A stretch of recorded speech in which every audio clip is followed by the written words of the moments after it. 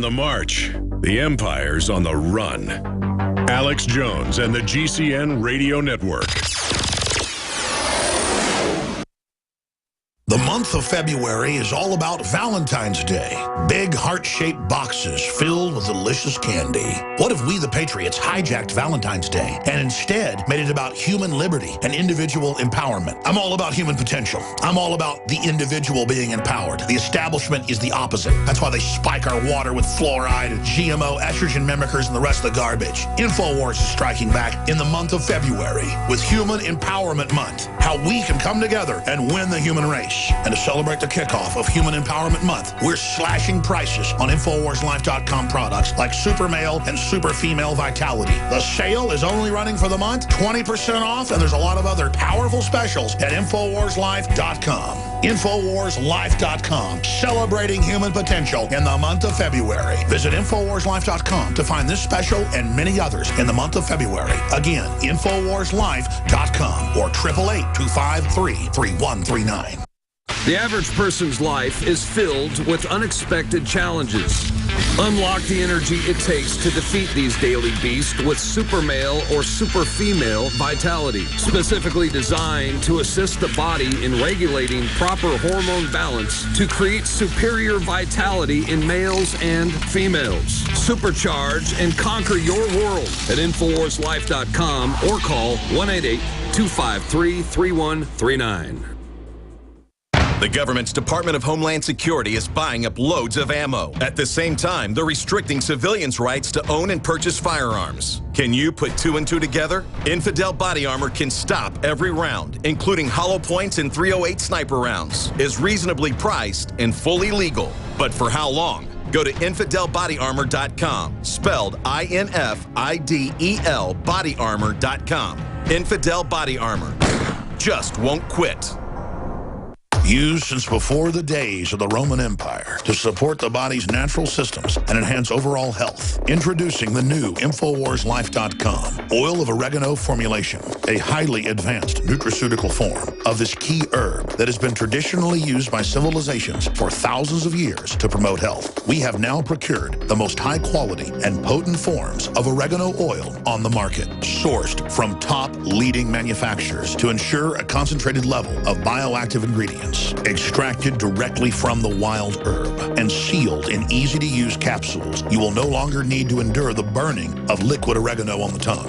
Wild crafted from the Mediterranean oregano species that experts agree is one of the most powerful and most challenging to acquire. This winter season, it's more important than ever to secure this true form of oil of oregano. Now available in our limited first run at InfoWarsLife.com. That's InfoWarsLife.com or call 888-253-3139.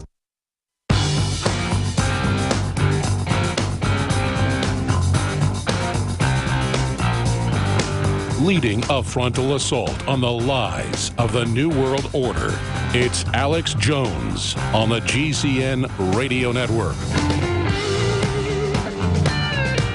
Welcome back to the Alex Jones Show. I'm David Knight.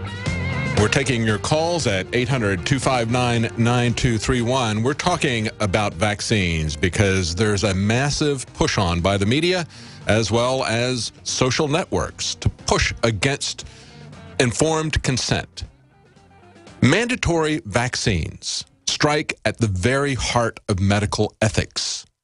The core value of medical ethics is A, first do no harm, but also the Nuremberg Code that came out of the abuses that we saw in the human experimentation by the Nazis, by the Japanese, who incidentally were brought to this country as part of Operation Paperclip, very well documented in a book called A Terrible Mistake. It's the story of Frank Olson, someone who worked in the biological and chemical operations of the U.S. government in the 1950s, was part of the LSD experiments, and was someone who either was thrown out of a window or jumped out of a window to his death.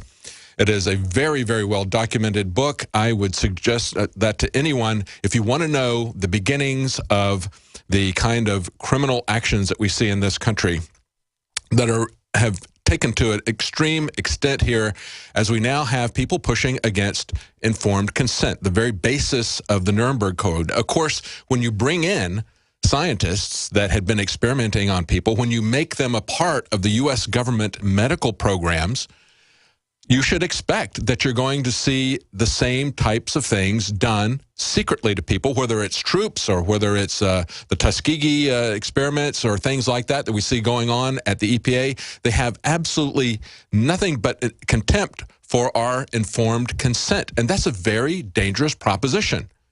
But our government is very dangerous. When they're going to bring in scientists who should have gone to jail or been executed under the Nuremberg trials for violating human rights, when they bring them in as government consultants, create a program around it. Of course, the one thing that I disagree with the book, A Terrible Mistake, about is that he says, well, this is about the dark days of the beginnings of the biological and chemical programs in the United States government. Let me tell you something, it hasn't changed. If anything, it's gotten far worse because our government is far less transparent than it was 50, 60 years ago. Still, it's a great read. It's very well documented for what it covers.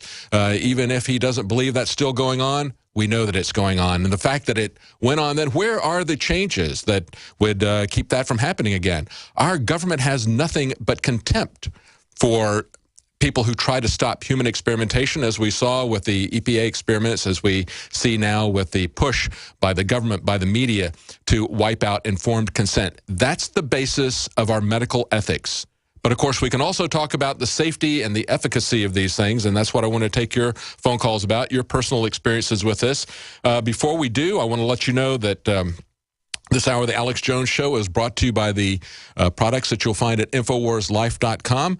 We have several specials that are going on there right now. In the month of February, we have 20% off of Super Male and Super Female Vitality. We have 15% off the ProPure water filters. And our new product, Ancient Defense, is available free if you buy 2 Survival Shield X2 Nascent Iodine. That's right, buy 2 Survival Shield X2, get 1 Ancient Defense for free. You'll find those specials at InfoWarsLife.com. It's very important that you take responsibility for your health, for your family's health, that you inform yourself about the different risks as well as the benefits of things that you can find naturally. There was an interesting article I mentioned earlier in the show that NPR covered about the fight going on between the different plastics companies, between the ones who sell products with BPA in it, which are known to have estrogenic effects, that plastic. Then there was a BPA-free product that came out, Triton, and they got into back and forth lawsuits as well as conflicting scientific claims, different scientific papers. That's as it should be. This should be out in the open for people to make their own decisions. And as one of the fellows from one of these corporations said, I think people are recognizing that it's not the courts that determine scientific questions. That's right. It's not up to a majority vote. It's not up to the courts. It should be open discussion. We should be skeptical about what we're being told instead of saying, just shut up, the science is settled. Science is never settled. If it is settled, then what you're giving people is religious dogma. You're not giving them science. You always question the science. You always test it. You always go back and look at the results. But, of course, they won't show us the results. Let's go back to Dave in Long Island. Dave, you were just getting ready to tell us about your daughter that they diagnosed with a congenital issue, but you believe that it was vaccines? Right. Well, for 6 years, they tried to diagnose her, but during that whole 6 years, they could not figure out what was wrong with her. And during that whole time, they insisted that vaccines were not, they couldn't identify what was wrong with it. You get this, okay? Mm-hmm. The absurdity of it. They couldn't identify what was wrong with it, yet vaccines had nothing to do with it. Absolutely not. So 6 years later, she got some genetic testing done finally, whatever, and they said, well, oh, here it is. Here's the thing that causes your daughter's problem. So anyway, as a concerned parent, naturally you try to read up and try to follow it as much as you can. That was 20 years ago, okay? I'm going to read to you from a government website right here, a little short article from the U.S. National Library of Medicine, National Institutes of Health, okay? Government website. This was a study done by the Department of Pediatrics in a university in Italy. My daughter's disease is called Rett syndrome, R-E-T-T syndrome, okay? Along with the classic variant forms of Rett syndrome and Rett syndrome phenotypes are also recognized. We report on a girl who at age 2 months developed an acute encephalopathy with destructive brain damage 12 hours after acellular pertussis vaccination. Okay?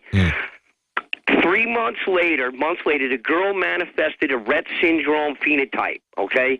This previously unreported association emphasized the notion that Rett syndrome phenotypes can result from different either genetic or environmental causes. The environmental causes being the acellular pertussis vaccination, okay? So this whole time they're saying, no. Here's a report on the government website saying where it does. Now, we've come full circle, okay? The current research on the thing, if you read any of the research on it, you can't make heads or tails of what's going on. They start off with one premise, they end up with another, but meanwhile, in between, as it comes full circle, they're back to not knowing at all what causes this thing. They just discovered it in 1970. You know, my ex-wife and I looked at each other after she was diagnosed. Neither one of us have any genetic problems in either one of our families, okay? That's right. But yet they say this comes out of nowhere, you know, the genetic. But the point is that they're not looking in the right place. No, they're not looking at all. They're not doing the studies. You'll find in so many cases that the few studies that we do have are coming from other countries because our government is so owned lock, stock, and barrel by the big pharmaceutical companies, or just like they're owned by Monsanto, who's pushing through their genetically modified organisms. In other countries, they're pushing back against GMOs. They're pushing back against vaccines. They actually are doing some studies. But we don't have the studies being done here. And the studies that are being done to serve the interest, to give plausible deniability to the large companies. I just read the conclusions of the Journal of the American Medical Association, JAMA, talking about how the FDA studies have falsification, submission of false information, problems with adverse events reporting, protocol violations, and on and on and on. They are not doing the science. The science is not settled. It hasn't even begun. They haven't even done the studies. They haven't even published the studies. You're talking about your daughter 20 years ago. Of course, back in the 70s and 80s, autism, as well as many of these other diseases, were so incredibly rare. There was 1 in 2,000 cases. Last year, it had jumped to 1 in 68. I don't know what it is this year, but it's growing exponentially. Where are the studies on this? If it's not vaccines, what is it? They're not doing the studies on this. Was there anything else that you wanted to say, Dave? I just wanted to say that, I mean, there's the association with the vaccines. You have all these modern day, before there was no cases of this or whatever, it comes out of nowhere. But this is a case examination here. I mean, besides the other vaccines for all different kinds of diseases and what it causes and everything, here's a very weird one that's caused by it. But they're back to full circle. They don't know what causes it. They have people with the marker in the gene that don't have it. They have people who have it that don't have any marker. They still don't know it, but they're looking in the wrong place, and they don't want to look there. They just don't want to look there. Absolutely. We don't have we don't have the information that lets us know what percentage, and some people are predisposed to that. Some people, they have to have these adjuvants in because they're not getting the response to the vaccine, so they add more adjuvants to it. That, to some other people who are maybe more sensitive to it, that causes them to have an over-the-top adverse reaction, while you still have some people on the other end of the scale who still won't produce the antibodies. That's why they're not effective in so many cases. That's why we saw back in this case study that I talked about earlier, you had back in 1987, 52% of the people who got measles had been vaccinated. What does that say about their efficacy? Where do they get this 99% number? We see them continuing to throw this number out, even though in the most recent outbreak of about 100 people or so in Disneyland, they had 14% of the people had been vaccinated. These numbers are not adding up. Thanks, Dave. Let's go on to Indigo Kid in Colorado. Indigo. Hi, David. Yeah, I had military vaccines when I was a kid because my dad was overseas. My brother had them. He's autistic. I have a lot of issues as well, but I have this government study in front of me from the National Center for Biotechnology Information. People can Google the title of it, Comparison of Blood and Brain Mercury Levels in Monkeys Exposed to Vaccines Contain Thimerosal, however you pronounce that, but I'll read this directly from the study, the abstract. It says, recent publications have proposed a direct link between the use of thimerosal containing vaccines and the significant rise of the number of children being diagnosed with autism. The Institute of Medicine 2001 review did note the possibility of a relationship and recommended further studies. But recently published second review, IOM 2004, appears to have abandoned the earlier recommendation as well as backed away from the American Academy of Pediatrics' goal. This approach is difficult to understand given our current limited knowledge of